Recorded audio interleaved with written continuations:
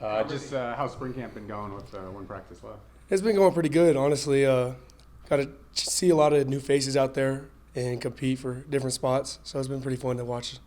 You guys get in front of some fans tomorrow at the Carson Oh, yeah. practice. How much is that going to feel good just to be able to show the community what you've been working on? It's going to be awesome because it's like I love getting the community involved. I give back a lot in the community. A lot of the fans are a big part of what we do it for, and having their support is what we strive for. I think you guys went down to Carson last year too during the spring. I guess, what do you remember about that? I remember the one kid that kicked the field goal, and everyone went crazy. That was the main memory I got from that scrimmage. What do you hope to show the fans this season? Maybe not just in this practice tomorrow, but what you guys are hoping to put forward in 2025. Just that we're a much better team, more complete and together. I think as a brotherhood, we're much tighter than last year. Like, for example, I'm closer with the DBs this year, the running backs. We all spend time off the field together, so it's a much different team and vibe out there. So it seems like what a lot of the players are saying. I guess what has kind of stemmed or ignited the closer bond, and what work you guys have put into that? I just think it was more of the off-season training. We get together and like we had accountability teams that we work together with, and off the field, like we're mixing and matching with different people. Like I'm mixing with the DBs, the running backs. We're going out, going downtown. We're bowling or anything like that, getting food together, just seeing each other out all the time and hanging out with each other. Let's talk a little bit about the line. You got Thomas back, and that's kind of the one returning starter on defense, I guess. Yeah. What are you looking to see from the line this year to take a step forward? Oh, I'm expecting a lot out of us because we got some guys that are returning that played. Even though Thomas is the only returning starter, a lot of us have experience playing, and we're doing really good right now. I just expect us to be as one group and work together. Let's talk a little bit about your journey. Growing up in Las Vegas, I guess, did you know much about the Nevada Wolfpack? Did you want to play for the Rebels? I guess, what was your hope coming out of high school? So growing up, my mom was an alumni from here. So we always have Nevada stuff around the house. And my dad went to UNLV. So there's always that rivalry between them. And I went to one of the games down there when I was a kid. And I don't really remember much of it, but I remember going to a lot of them in high school for the UNLV games. And then when I hit the portal to come here, my mom was a big fan of it, so my dad wasn't a big fan of it, so I had to pick sides. Did you root one way or the other during the Fremont Cannon games when you were in high school? I didn't watch the Fremont Cannon games when I was in high school, to be honest with you. I was more of an NFL guy watching TV. But no, my mom would always go back and forth with my dad about it. So, what have you learned about that game and that rivalry and what it means in Northern Nevada may be different than what it means to people down south? It's a big deal up here, and even down south, it's starting to get a big deal down there too. Because I remember when I was growing up, my mom would always brag to my dad about it. So now it's like I go back home to my friends, and they always give me a bunch of hard times about it, just because they're like, "Oh, you guys lost last year," and I can't really say much about it, but I just know we're gonna go back and get it this year. So what do you think it'd mean to your mom to be able to win that cannon this year? Oh, it would be amazing. She would love to get a picture with me in that cannon. That would just make her day. Let's talk about you going to the University of Mary, so that's North Dakota. How did that opportunity spring up? Because you didn't get to play your senior season, right? I didn't have my senior year because of COVID, and I had several Division II offers coming out of high school. All my Division I offers, or I didn't have offers coming out of high school from Division I, but I had interest from them. And I just took whatever one I felt the most comfortable with. Coach Davis up there at UMary was the one that was mainly recruiting me. I went up there with my buddy Trey Gold-Collard. He's at Cincinnati. He's a safety there. We went there together. I started as a true freshman, and then we planned on trying to play at a bigger level. So we used that. I used my freshman year as a true freshman play, and then I obviously had an injury. So we both hit the portal at the same time and left. Has your journey been hard, easy? How would you describe what it's taken to get to this point? It's been a road, a long road, and I'm not gonna lie. I thank God for it because he's given me a platform to give back to the community, and he's brought me from the lows and brought me all the way up, and it's amazing to see what he's done in my journey. And I just say, if it wasn't for him, I don't know where I'd be. What were your other options when you were leaving Mary and eventually did sign here? I had some FCS school that was, I think, on the East Coast, and CSU and Southern Utah. So they were all interested in me. What's the biggest thing you've learned a couple years in the program as you try and get on the field a little bit more and maybe start this season? Biggest thing I've learned, I would have to say just being consistent all the time. And that's one of the biggest things they've been looking for me in is just being consistent with my footwork. And that's what I've been working on all offseason, and it seemed to pay off pretty well. What are you hoping to bring the defensive line that maybe somebody else doesn't bring, or that maybe you can contribute maybe a little bit better than everybody else? I just think the versatility, being able to play outside, inside, the twitchiness on the inside, and just the physicality too. I may be undersized, but I fire off the ball. It seems like a lot of you guys kind of took a harder road. I think Coach Choate's looking for blue collar guys who maybe didn't have it easy. I mean, do you see that in the locker room when you look at your teammates? Oh, 100%. A lot of the guys have interesting journeys. You just get to know them, and you realize you guys are like, oh, we got some similarities here. Like, you went through a hard route, I went through a hard route. We're all here together. I would say, what do you think has been the biggest difference between this spring ball versus last year with Coach Choate?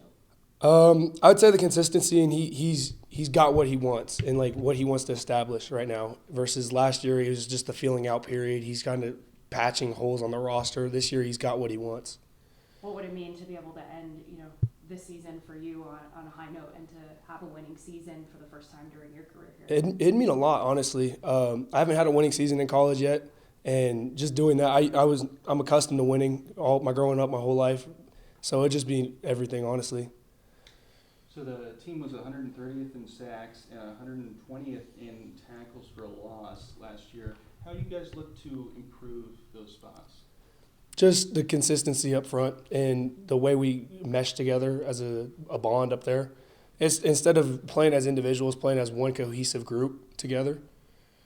Awesome. And with the, I think you kind of already answered this, but with Johnson, Ika, Hifa leaving, how do you look to kind of fill those roles with the newer guys?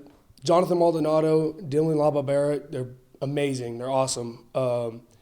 They didn't really get much spotlight last year, but Dylan forced a fumble on Genty last year. Jonathan's super long, and he's really athletic. So I think they're a great fit. They do their job really well. They both add different pieces to the defense. One's more physical.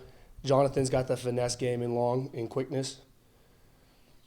If I remember correctly, you were pretty good friends with Dion in Washington, right? So now Yes. you'll get to go up against him this year while he's at Boise State. I guess could you talk about just your kind of friendly rivalry, because you guys went to rival high schools too? Yeah.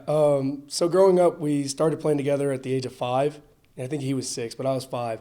And that's how we met each other, and we're close since then. We'd always banter back and forth with each other, and even in high school, I always tell him I never lost to him.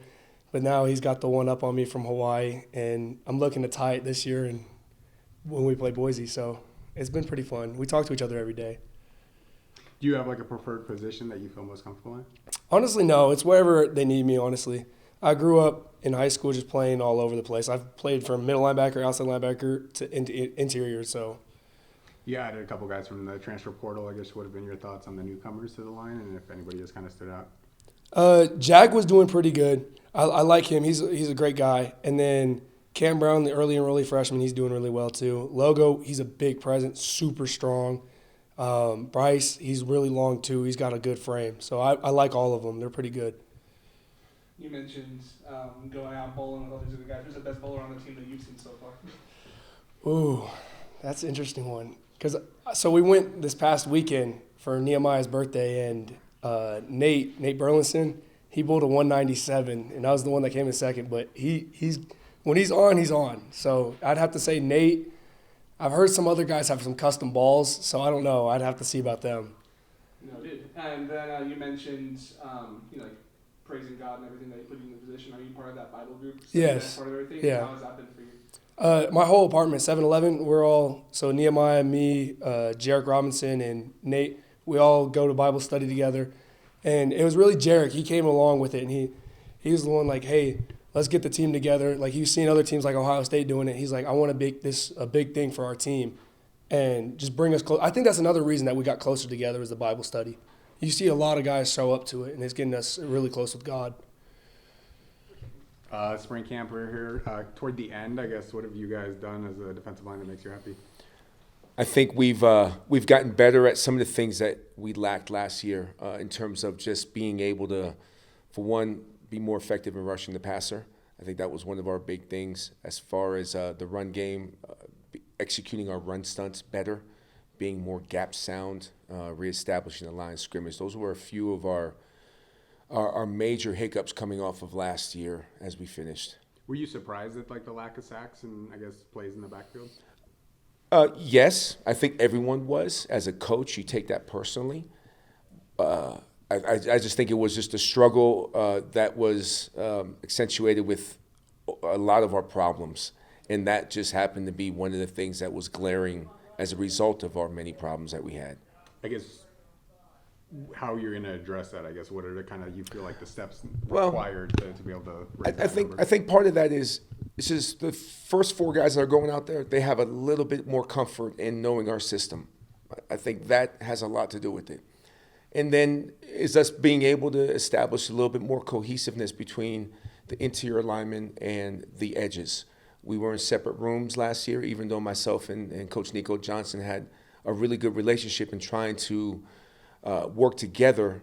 They were still in different rooms, and oftentimes, part of practice, they were in different individual drills. And one of the things that Coach Choate did to address that was trying to bring it together. So we're doing a lot amongst each other. So now the inside guys can see how the outside guys are doing it. The outside guys can see how the inside guys are doing it. And I think that has helped overall in run and pass scenarios for us to be able to play off each other more and really complement each other more. And that goes a long way. Is that something that you had brought to him? Like, hey, can we get these guys all in the same room kind of thing? I think it was collectively amongst our defensive staff. I don't think it was anything I said, but I certainly agreed with the leadership and what Coach Kane wanted, and that's that's evident. But that's modern day football right now, where you have a bunch of coaches and this offensive defensive side of the ball are part and parceled out. Many moons ago when I started this, it was 3 rooms: a D-line room, a DB room, and a linebacker room, and that was it. Now it's, you have to have a building that has like 16 meeting rooms to accommodate everybody. We just spoke with Tanner. I guess, what do you see as his role and his strength and what he adds to the group? Tanner, I love the way he's come along. From the first day I came in here and where he was and what he was thought about in terms of his ability to play defensive line. He took to the coaching, and I think that's one of his biggest attributes, his coachability. He took to the coaching. He got in and participated in every single game we had last year, made some key plays for us. I think that he just wants to be coached. He wants to be pushed. And the more he's wanted that, the better he's gotten. And for instance, this spring, he's spent the first 2 weeks of spring playing interior. And, the last week of spring, he's been playing a little bit more edge. And that just, it's my confidence in him, in knowing what to do and being able to execute, and that's I can't say enough good things about Tanner and what he's done and how far he's come since January 2004 when we first got here.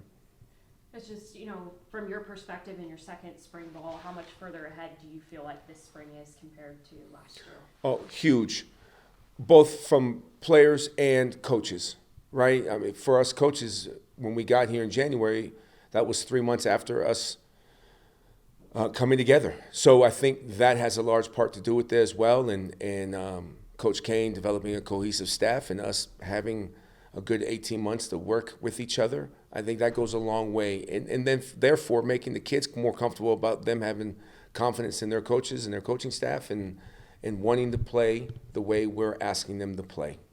Could you talk about a couple of the transfers that you guys brought in and the ones that are already Sure. Mainly on the defensive line, Bryce Eccles and Lungo Vaughan. Both of those guys have come in, and it's been an adjustment, but I think that's pretty typical for transfer guys. But I think they've made some great progression from week 1 to week 3. They're running with the second group right now, and I think they've all made some impactful plays. They're learning, obviously, what I'm asking from them, and I think that's important because that's going to give them the roadmap to being successful. But I do think they're going to be impact players for us. And then the young man who came in as a early enrollee freshman, Cam Brown, he's been running with the twos as well. He's done a great job. It's been an eye-opener for him. He should be in AP history right now or pre-calculus right now, and he's getting a mouthful from me and other coaches and trying to assimilate to this college game. But he's done a tremendous job from week 1 to week 3 as well. just from your perspective, how important will it be to get in front of the Carson community tomorrow as you guys wrap up spring ball? I think anytime we can get in front of the greater Northern Nevada community, it's awesome. We embrace this community. We want them to embrace us, and they have in the past. And I think that's all Coach Choate's trying to do is bring Nevada football back the way it was. And a large part of that was our Northern Nevada community, and we're looking forward to it. With Johnson and Ike Hifo leaving, how do you see the new guys kind of filling those gaps? Well, Dylan and John Maldonado, Dylan LaBarbera, both those guys have stepped in. They've done a good job. Both of them have game experience. That helps. Another year under the defense, learning, hearing the same terminology, running the same calls. I think that's helped them. I think we just took a different approach in how we wanted to manage the defensive ends room, and they've embraced it. Both of them have improved on their long shoots, but they've also improved on their shortcomings as well, and I'm very pleased with them too. And, What- go ahead. I would just say, what do you need from the defensive line to reach your guys' team goals this year? I think I've told them time and time again, the defense will go as they go. If we can play well up front, level 1, it affects level 2, it affects level 3. And that's there's no way around that. There's no other, regardless of what scheme you play or what philosophy you take part of as a coach, it's defensive line. The how good they are and how dominant they are, everything else fits to the puzzle the pieces fit the puzzle very easily and seamless. And I think that's what we have to do. We don't have to make every play, but when we don't make a play, we have to make it so the guy behind us can easily finish it. And I think that's got to be, there's no other way around it. That's the way it's going to be. There's been a lot of talk about how this team is maybe a little bit more unified or disciplined when we talk to all the kids. Have you seen a different level of coachability just overall with the entire team? Of course. I think, again, it's year 2.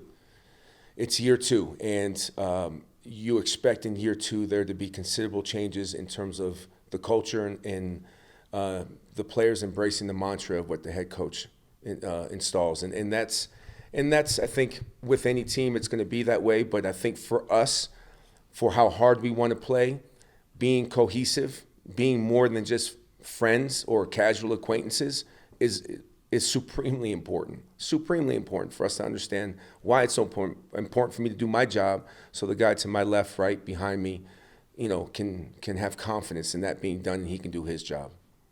And speaking of that, how does the Bible study group and these kind of like inter-team kind of collectives, how do you think that helps people? Bible study, huh? Yeah. You're going to throw me a Bible study question.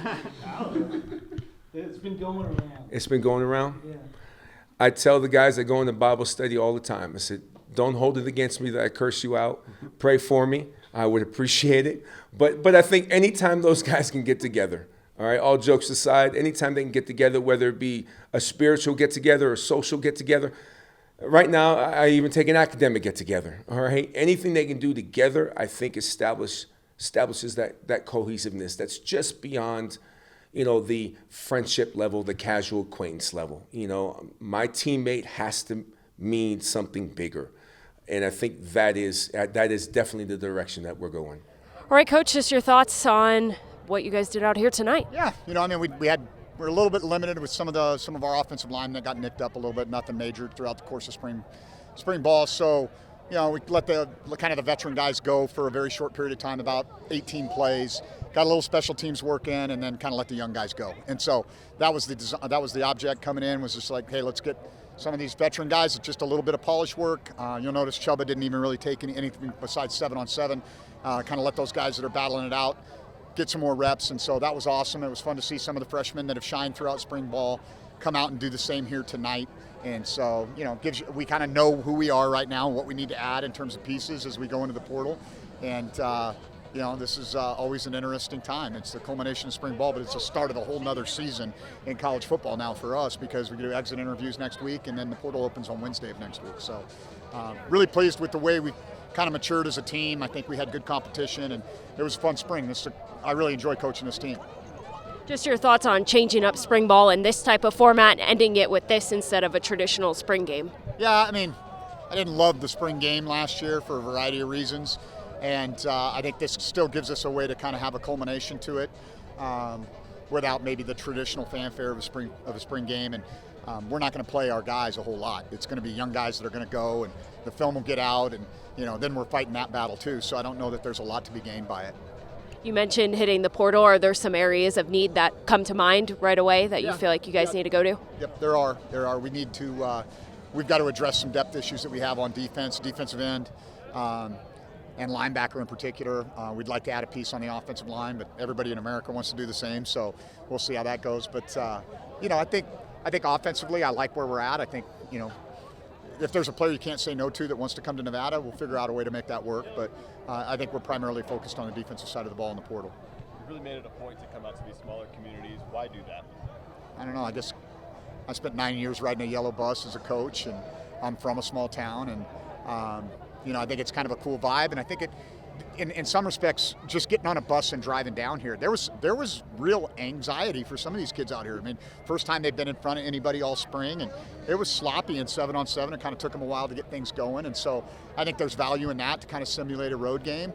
But we're not just Reno's team; we're Northern Nevada's team, and so getting down here to the state capitol and having a chance to do some community outreach and have some fun.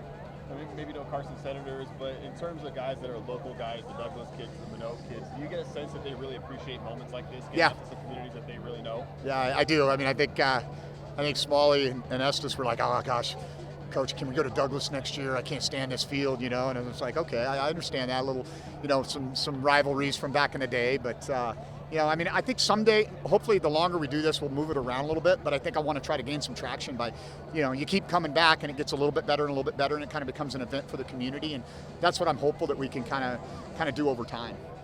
Not just to answer my question with that answer, but why Carson High for the second year in a row?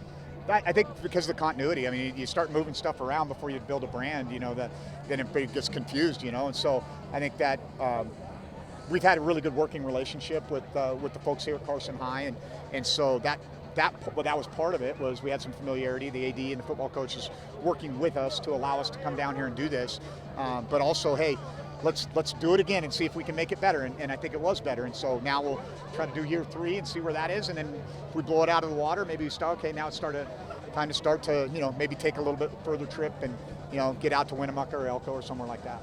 What are a few things you were most pleased with out of your group just during spring ball as a whole?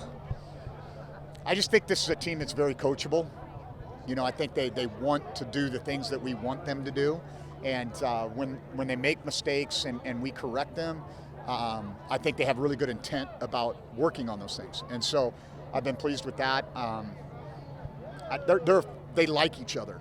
Like, it's a fun group to coach that way. Last year, everybody's kind of trying to get to know one another. You have this weird situation where there's been such a lack of continuity in this program at the head coaching position, and now the kids that stayed are my boys, and everybody else are guys that we brought in, and so I think that helps, and I think that familiarity definitely added to a better 15 practices. After these 15 now, how would you assess the quarterback battle? I mean, I think it's going to be ongoing to a certain degree. I really liked what Chuba did in the spring. I really did. I thought that when we had team situations and live situations, he's got the ability to make things happen with his feet when the play breaks down, and I think that's an element you kind of have to have in modern football. I think that AJ and Grigsby are both – we have a really good quarterback room, and the freshman's not bad either. He's going to make some mistakes, but he's pretty talented. And so, I like where we're at that position. I think we're going to have good, healthy competition that'll continue, and that elevates everybody's play. And I think we have that in the running back room, too. I really see that in the running back room as well. So, I think Chuba will probably walk into fall camp as the one, and then, we'll kind of let this thing play out. What do you want to see from your guys over the next 3.5 months before fall ball starts? Yeah, I think number one is when we do have this transition of, hey, these guys are leaving, these guys are coming, we got to become a team again. We're really a unified group right now, and that's something that we've got to invest in. It's not going to happen organically. We're going to have to create opportunities for us to grow as a team. So becoming unified as a team is one. And then the second thing is they got to grind, man. The summer's where it's at. The off season's great, spring ball's great, but the culmination of your summer training is real football. And so that's where you really have to make it happen. And so Coach Lascalzo's got his job is in front of him right now. We're taking the whistle off, he's putting it on, and those guys got to grind in the weight room, and they got to spend time together getting to know one another. Except for one more. Tanner Vaughan was saying that in year 2 you're getting more choke guys. What is a choke guy? I don't know. It's a good question. I hope it's a winner. You know, that's what I'd like to think. I think it's a tough guy. I think it's a gritty guy. I think it's a team guy. I think it's a winner.